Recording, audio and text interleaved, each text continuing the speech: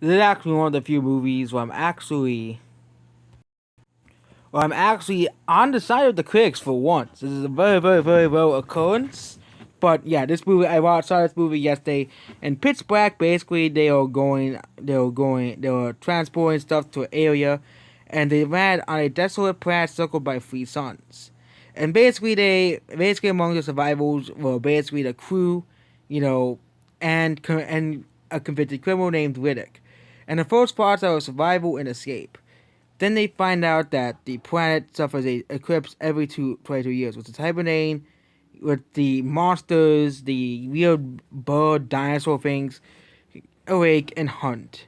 And yeah, this movie is okay. It's not that great, you know. Of course, this is the scores. The audience gave it a 7.1, but I don't really think it's a 7.1. The CGI is pretty dated. The story is pretty okay. You know, it's a generic survival movie where they just landed on a planet. I like the effects of what the three suns have on it.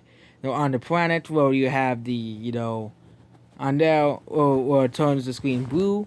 And yeah, it is pretty tense of the monsters at the end, but the CGI is pretty lacking.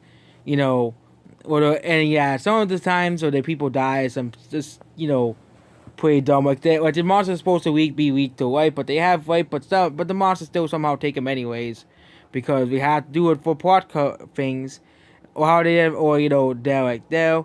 And yeah, this movie is okay. It's not the greatest movie in the world. The CGI is okay. The story is okay. The CGI is pretty jarring. As well as the plot is okay. The characters are actually pretty decent in this movie. I would give this movie like a 5 out of 10. There's some movies and there's some things in this movie that just not too good. There's some good parts about this movie, but it's not a great movie. It's